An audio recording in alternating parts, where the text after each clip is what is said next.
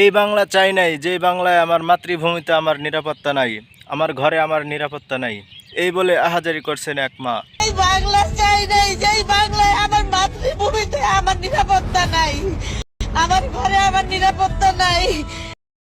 আজকে আমার দেশ বাংলাদেশে একটা বোনের নিরাপত্তা নাই, একটা ধর্ষকের শাস্তি নাই, ছিনতাই হলে তার শাস্তি নাই।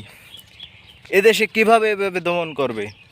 আজকে যদি কোরআনের আইন না মানায়, কোরআনের আইন যদি মোতাবেক না শাস্তির ব্যবস্থা না করে, আজকে দেশটা কখনোই ভালোভাবে সমাজ গড়ে উঠবে না।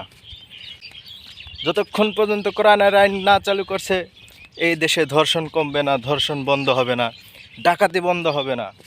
আজকে একজন ধর্ষণের শাস্তি যদি মানুষের সামনে দেওয়া হয়, আজকে যদি একজন ধর্ষণের শাস্তি গোটা জাতির সামনে দেওয়া হয়, পরবর্তীতে একজন মানুষ সামনে এসে দাঁড়াতে পারবে না ধর্ষণ করার জন্য। নারী রাস্তায় বের হবে, সে সবসময় নিরাপদে থাকবে। আজকে কেন নিরাপদ নয়? আজকে কেন নারী নিরাপদ নয় আমি জানতে চাই। ঘরে তো আমারও মা বোন আছে, ঘরে তো সবারই মা বোন আছে। তবে কি যারা ধর্ষণ করে তাদের মা বোনদেরকে সেই দিন বলে দিয়ে আসে যে তোমরা ঘর থেকে বের হয়েও না, আজকে আমরা ধর্ষণ করব? আসলে আমাদের দেশে ধর্ষণের শাস্তির বিচার নাই, ধর্ষণের শাস্তি নাই। আমরা চাই ধর্ষণের শাস্তি যেন গোটা জাতির সামনে দেওয়া হয়, প্রতিটা মানুষের সামনে যেন দেওয়া হয়। ধর্ষণের শাস্তি হওয়া চাই, ডাইরেক্ট ফাঁসি দেওয়া চাই, ডাইরেক্ট ফাঁসি দেওয়া চাই।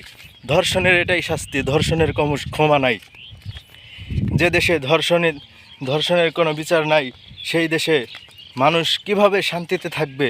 সেই দেশে কিভাবে মানুষ শান্তির আশা করে?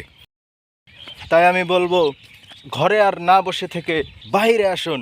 তুমি পুরুষ, তুমি হিংস্র জাতি, তুমি প্রতিবাদ করতে পারো।